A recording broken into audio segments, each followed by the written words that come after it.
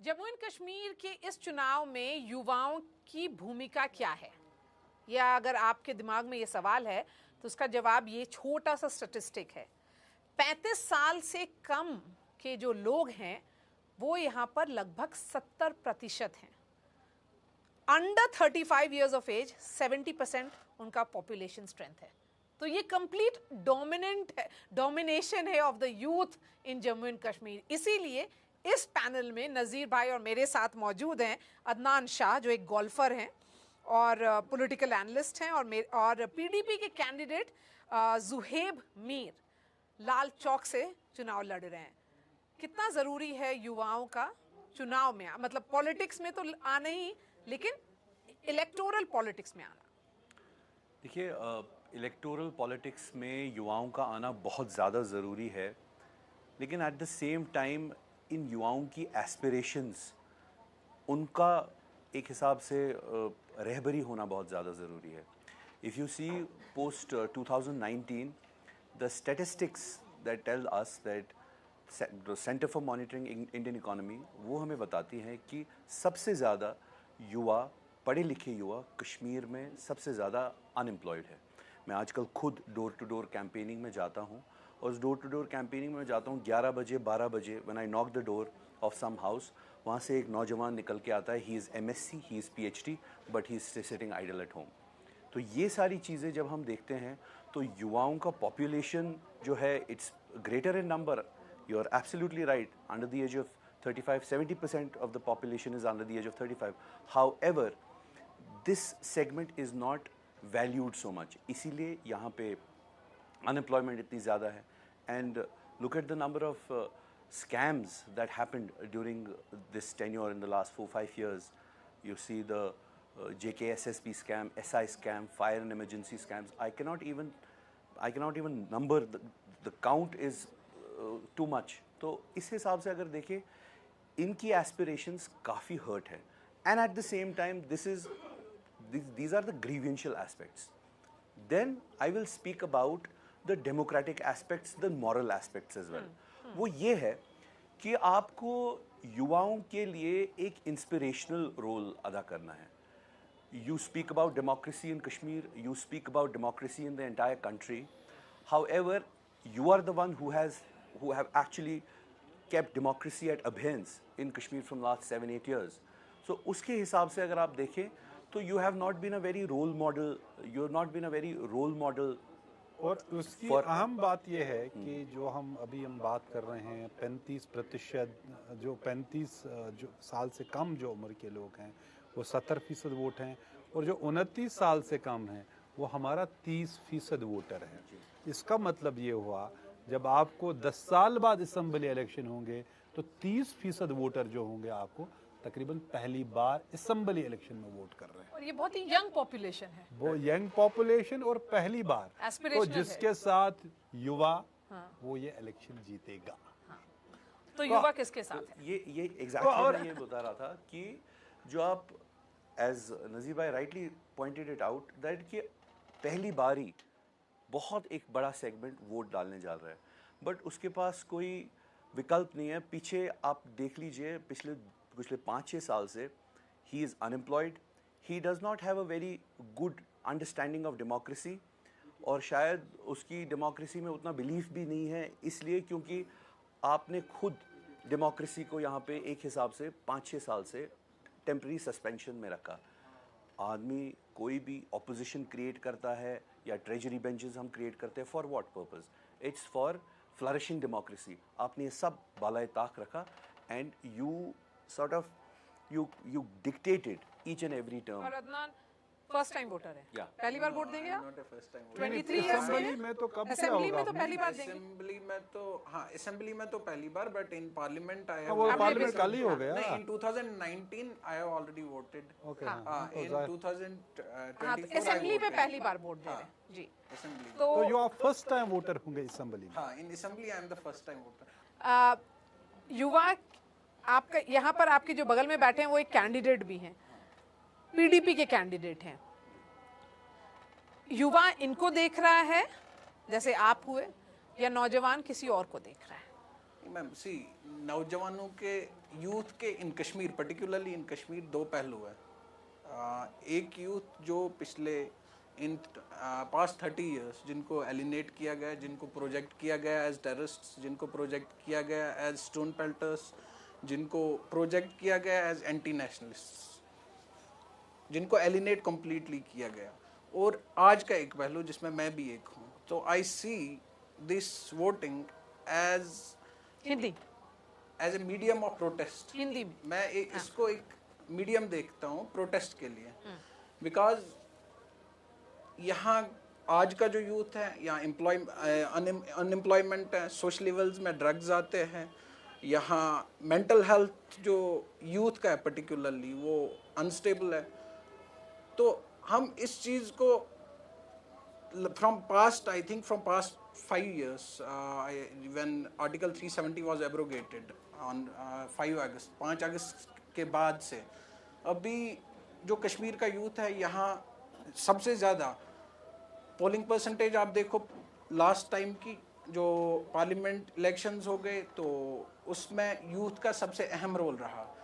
और from past 5 years people are actually they are question the योग of वो बहुत आई मीन जो पर्टिकुलरली यूथ है, youth they are actually question the योग ऑफ मिसकंसेप्शन। उनको एक दिशा नहीं मिल रही है, उनको एक राह नहीं मिल रही है। तो लेकिन ये जो आपका कहना है कि ये हम मीडियम ऑफ प्रोटेस्ट, वोट करना विरोध नहीं होता, वोट करना भविष्य बनाना है, अपने नुमाइंदे, वही लोकतंत्र की खूबसूरती है कि आप विरोध नहीं करते, आप अपना भविष्य खुद चुनते हैं कौन आपकी नुमाइंदगी है। ज़हेब, लेकिन मैं आपको एक बात बताऊं, अदनान साहब ने बिल्कुल सही बोला। मेरे हिसाब I show solidarity with him कि यहाँ पे एक हिसाब से वोट करना प्रोटेस्ट की निशानी है और उसके लिए अभी सोशल सैंक्टिटी है। लेकिन अगर रियलिस्टिकली देखा जाए, ये जो नौजवान है ये वोट करने को प्रोटेस्ट क्यों मान रहा है? क्योंकि अगर इस नौजवान ने 5 साल पहले, 7 साल पहले कहीं पे पथराव किया है और उसने कोई व्हाट्सएप पे ग्रीन कलर का फ्लैग लगाया हुआ है, या अगर इसने ऑस्ट्रेलिया किसी प्लेयर को उसकी तारीफ कर ली क्रिकेट की, तो इसे पीएसए में डाल दिया जाता है। और अगर इसके कोई अंकल, चाचा, ताऊ वो कभी किसी सेपरेटिज्म के साथ एसोसिएटेड थे तो इसका पासपोर्ट बंद कर दिया जाता है।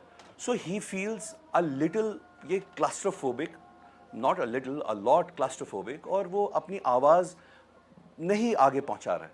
तो इसकी वजह से यूथ आप जैसे युवा जब इलेक्शन लड़ते हैं तो क्या उसकी आवाज़ नहीं बनती? आप इलेक्शन को प्रोटेस्ट क्यों मानते हैं? मैं इलेक्शन को प्रोटेस्ट नहीं मान रहा हूं। इलेक्शन तो लड़ना, मैं बस आप एमएलए बनोगे तो प्रोटेस्ट कहाँ हुआ? इंशाल्लाह। लेकिन जो हिस्ट्री है वो इतनी चेकर्ड है कि ये नौजवान शायद इस इलेक्शन को भी इसलिए एसोसिएट करता है अपने उस रहनुमा के साथ, नौजवान रहनुमा के साथ। He should rather focus on development aspects, मुझे नौकरियां कितनी मिलेंगी, या हमारी फ्रीडम ऑफ एक्सप्रेशन कितना बेटर होगा, या डेवलपमेंट एस्पेक्ट्स कैसे और भी आगे चीज़ें ठीक होंगी। बट ये अपने आप को एक हिसाब से इस इलेक्शन को एक सिंबल समझता है कि मुझे अब आज़ादी मिलेगी बात करने की, और एफआईआर्स की, एसएचओ थाने से फोन नहीं आएगा। अदनान, आप ऐसे सोचते हैं जैसे वो बोल रहे हैं, या जो आपने बोला कि कुछ डायरेक्शन नहीं है, डायरेक्शन लेस फील कर रहा है युवा? मैंने पहले बताया जो यहाँ का यूथ है, अनएम्प्लॉयमेंट बहुत ज़्यादा है यहाँ, ड्रग अब्यूज, मतलब ड्रग्स है, involvement of youth in drugs, बाकी चीज़ें हैं। अब इन्होंने बात की पीएसए की या बाकी चीज़ों की, जो फॉर एग्जांपल अगर एक बंदा कुछ सोशल मीडिया पे कोई भी पोस्ट डाले, that is if that can be a constructive criticism to the government, उसको बुलाते हैं थाने पे, उसको वो क्या बोलते हैं, उसको बॉन्ड उससे लिया जाता है कि आप आगे ऐसा नहीं करोगे। इसीलिए मुझे ये भी लगता है कि डेमोक्रेसी में ये चीज़ अच्छी भी है कि at least we are protesting in a democracy, और हम अपने प्रोटेस्ट को एक डेमोक्रेसी इस चीज़ में दर्ज कर रहे हैं। हमें वो मौका मिल रहा है अभी, एक यूथ को वो मौका मिल रहा है कि वो अपना प्रोटेस्ट दर्ज कर पाए, वो अपना वोट दे पाए। हाँ। और लेकिन अभी आप जैसे ये देख रहे हैं कि जो कैंडिडेट्स हैं उसमें इंडिपेंडेंट कैंडिडेट्स काफ़ी हैं। इंजीनियर राशिद कि एक बहुत इंपॉर्टेंट फैक्टर की तरह इमर्ज कर रहे हैं इस बार, और आप उसका सपोर्ट भी कर रही थी। आप उनका सपोर्ट भी कर रहे थे। इंजीनियर रशीद का सपोर्ट इसलिए कर रहे थे, मैंने देखिए ये मैं नहीं कर रहा था, engineer Rashid got around 4,70,000 votes, मुझे लगता है 3-4 हज़ार तो रिजेक्ट भी हो गए थे। तो 4,70,000 में से आजकल यूथ जिनको आजकल वो प्रोजेक्ट किया जाता था रेडिकलाइज्ड यूथ, तो उन्होंने वोट किया। ये मैं अकेला नहीं था, नॉर्थ कश्मीर में जहां आपकी वोटिंग 4 लाख होती थी, 5 लाख होती थी, वहां 10 लाख लोगों ने आपको वोट डाला, और 10 लाख में से अराउंड 5,50,000 वोट्स ऑफ यूथ। और ये मैंने अकेले नहीं डाला, ये 5 लाख लोगों ने अपना एक प्रोटेस्ट दर्ज किया। ये जो पार्टियां यहाँ जाती थी, ये पहले, अरे मुझे एक चीज इससे ये है कि एक शख्स को वोट आते हैं 4,69,000 कुछ, तो उसे प्रोटेस्ट कहते हैं। उससे ज्यादा 5,20,21,000 मियां अल्ताफ को आ गई, तो सबसे ज्यादा वोट तो कश्मीर में उसको मिला। तो वो सबसे बड़ा प्रोटेस्ट हुआ। वो क्या सबसे बड़ा, वो तो नहीं कहता मुझे प्रोटेस्ट, ऐसा तो नहीं। नहीं, वो तो उसने 2 बार इलेक्शन भी लड़ा, MLA भी रहा और हलफ भी कई बार उठाया। तो आप मुझे बताएं, आप अभी बता रहे थे PSA ये सब कुछ आप, लेकिन जब आज आप इलेक्शन लड़ रहे हैं, आपका पहला इलेक्शन है, बिना किसी खौफ के, बिना किसी बाइकआउट कॉल के, बिना किसी कोई आपको ये कहते हैं वो गद्दार है जो पहले कहा जाता था इलेक्शन लड़ने वालों को, तो आपको नहीं लग रहा है कि जब हम 14, 8 का या और फिर 24 का ये इलेक्शन देखते हैं, इतना बड़ा फर्क आया है? इस वक्त आप जाओगे फिर कैंपेन के लिए जाओगे, देखिए देर रात तक कैंपेन करिएगा। ऑफ कोर्स, बट देखिए अभी इस टाइम पे बहुत सारे जो लोग हैं वो मेरे साथ जुड़ रहे हैं और बोलते हैं कि हम आपको वोट देंगे, लेकिन वो ये साथ में बोलते हैं ऑफ कोर्स हमें उन ताकतों को बाहर रखना है, इसीलिए आपको वोट देंगे।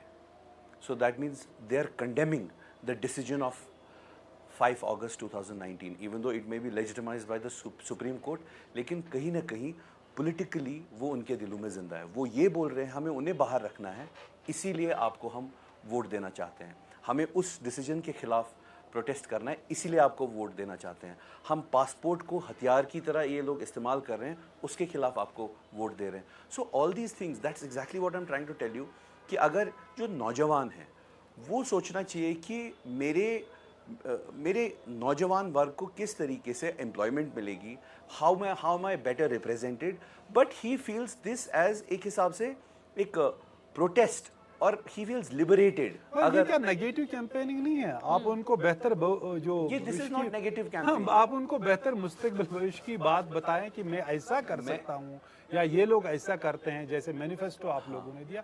तो ये क्या हुआ कि वो हो रहा ये हो रहा है, लेकिन इस नेगेटिविज्म पे ही क्या ये चलेगी कैंपेन? नेगेटिव और यूथ नेगेटिव बातें क्यों कर रहे हैं? This is not negative, this is reality. अगर if you don't call a spade, मुझे पता है, I know while I am campaigning there are so many people, इतने सारे लोग हैं जो माएँ मेरे पास आती है और गले मिलके रोती है, उनका बच्चा कोई वाराणसी जेल में, कोई कोटबलवाल जेल में।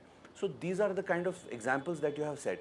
यहाँ पे डेमोक्रेसी बहाल हुई है 10 साल के बाद। I know democracy is celebration. 10 साल के बाद नहीं, 6 साल बाद, क्योंकि 10 साल के बाद इलेक्शन हो रहा है।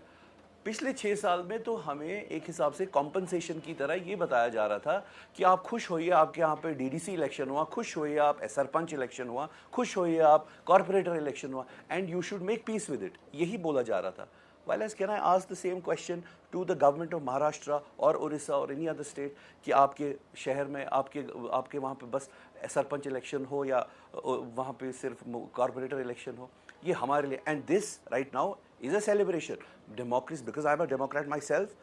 मैं पूरी वर्ल्ड की यूनिवर्सिटी से, दिल्ली यूनिवर्सिटी विश्वविद्यालय में, दिल्ली में स्कूल में पढ़ा हूँ, आई नो, जैसे मैंने देखा है कि डेमोक्रेसी इज़ सेलिब्रेशन। लेकिन जब मैं यहाँ पे आता हूँ, पहले डेमोक्रेसी आपको आपने टेम्पररी सस्पेंशन में रखा और you are brazenly celebrating as if पहली बार यहाँ पे आप लोग डेमोक्रेसी करा रहे हो, which should have been otherwise done in a constitutional manner. कोई इस पे ये नहीं कहता खुश हो जाएगा, क्योंकि फेडरल स्ट्रक्चर में फेडरल स्ट्रक्चर में जितना पार्लियामेंट का इलेक्शन इम्पोर्टेंट है, उतना ही स्टेट असेंबली का इलेक्शन वही है फेडरल स्ट्रक्चर इस मुल्क का।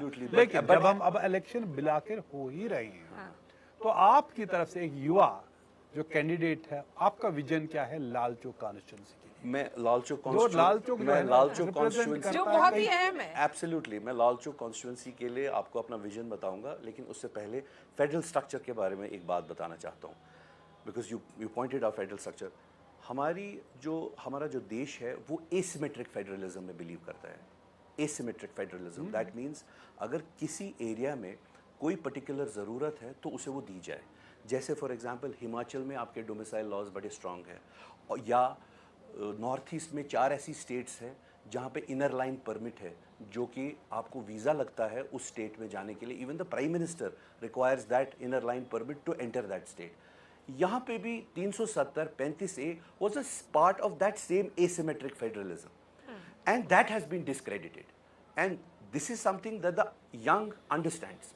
So यहाँ पे क्या हुआ? Why is that holy in other states and why is asymmetric federalism not holy here? That is something that I want. नहीं, क्या वो लाल चौक के लिए इम्पोर्टेंट है? लाल चौक के लिए 3 चीजें बहुत इंपॉर्टेंट है। सबसे नंबर 1, नौजवानों की डिग्निटी, नौजवानों की आइडेंटिटी, कश्मीरी की डिग्निटी, कल्चरल आइडेंटिटी। मैं आपको एक बात बताऊं, I give you a small example, a ग्रीवेंशियल एस्पेक्ट आल्सो रादर, कि 2019 में शराब से 400 करोड़ रेवेन्यू आता था। Right now it's 2600 crore. There is a great proliferation of liquor shops in the entire state, proliferation, and the liquor policy is very skewed. They are giving these permits to everybody. If Gandhi's Gujarat and Buddha's Bihar can be dry states, Kashmir is a culturally sensitive state. Why cannot it be a dry state? And I'm not even saying let it be a dry state. I'm saying that at least there should be some stoppages there. लेकिन यहाँ पे बहुत ज़्यादा proliferation है। नौजवान कश्मीर का ये कहता है, लाल चौक कॉन्स्टिट्यूंसी का ये कहता है, मेरी डिग्निटी, मेरी आइडेंटिटी, मेरी ये जो मस्जिदें हैं, जो औकाफ के सारे श्राइन्स हैं, उसको आप सेंट्रलाइज ना कीजिए। आप मेरी नौकरी है, मैं PhD करके हूँ, मैं PhD करने के बाद मैं एक रिसेप्शनिस्ट का काम नहीं करना चाहता। मेरे पासपोर्ट को हथियार की तरह मत इस्तेमाल कीजिए। आप इनसे क्या एक्सपेक्ट करते हैं? मैम बड़ी सारी चीज़ें एक्सपेक्ट करते हैं हम। यहाँ जो पहले एलिनेशन, यूथ को एक वे फॉरवर्ड नहीं मिल रहा है। हम आई मीन बिलो 25-26 ईयर्स जिनको स्टडीज़ के लिए जाना होता है, उनके दादा परदादा अगर कई 90s में पाकिस्तान चले गए, यहाँ मुझे लगता है आधे से ज़्यादा कश्मीर चला गया था पाकिस्तान। अगर वो उस टाइम पे चले गए तो उनको पासपोर्ट नहीं मिल रहा है। अगर यहाँ किसी को बाहर जॉब करने के लिए जाना हो तो उनको पुलिस क्लियरेंस सर्टिफिकेट नहीं मिल रही है। अगर किसी को किसी क्लब की मेंबरशिप चाहिए होती है तो उनको पहले वो जो उनके पहले MPs रहे होंगे, MLAs रहे होंगे, उनसे साइन कराने पड़ते हैं। यहाँ बड़ी सारी चीज़ें हैं जिनको मैम जो चाहे यूथ एक्सपेक्ट करता है या जो यूथ एक्सपेक्ट करता है आने वाली गवर्नमेंट से। Armed force special powers act जून 1990 में यहाँ लगा। ये स्पेशल था, Jammu Kashmir armed force special powers act. ये मणिपुर दूसरे में उससे डिफरेंट था। लेकिन कई बार पिछले 2 साल पहले ही डिफेंस मिनिस्टर, रक्षा मंत्री राजनाथ सिंह ने बताया कि सभी जो सुरक्षा फोर्सेस की जो एजेंसियाँ वो इस बात में जम्मू कश्मीर से अपसपा हट सकता है। लेकिन जिस तरह से हम देख रहे हैं बड़े अटैक्स जम्मू में हो रहे हैं, शायद लग नहीं रहा कि इससे हटाए, क्योंकि ये आर्मी को ही प्रोटेक्शन है, वो इन सिविलियस एरियाज में सिचुएशन से निपटे, तो वो है। लेकिन कई लोग कहते हैं कि अगर कहते हैं कि ठीक हो रहा तो फिर अपसपा की क्या ज़रूरत है या आर्मी की क्या ज़रूरत होनी चाहिए? आप क्या चाहते हैं? आप क्या या मुद्दा है अपसपा हटने का या लोगों में ये कोई इशू नहीं है? देखिए, आस्था की आपने बात की, उससे पहले आपने बात की कि कश्मीर में डी रेडिकलाइजेशन की बात की। Deradicalisation is a very slow process. वो हमें बहुत सारी चीज़ों को एक पर्टिकुलर ये जो सोल्यूशन है वो बहुत सारे एंगल से देखना पड़ेगा। We have to start speaking to people, different जिनका माइंडसेट है। We have to start talking to everybody, all the stakeholders. Absolutely. And Zuhaib, we really wish you luck, और इस डिस्कशन को खत्म करना पड़ेगा। अदनान और ज़ुहैब, ऑल द बेस्ट। हमारे साथ जुड़ने के लिए बहुत बहुत शुक्रिया, क्योंकि कश्मीर का भविष्य आपके हाथ में है, तो इसीलिए आपका व्यूज़ जानना हमारे लिए बहुत ज़रूरी था। नज़ीर और मेरे तरफ से भी बहुत बहुत शुक्रिया हमारे साथ जुड़ने के लिए। शुक्रिया।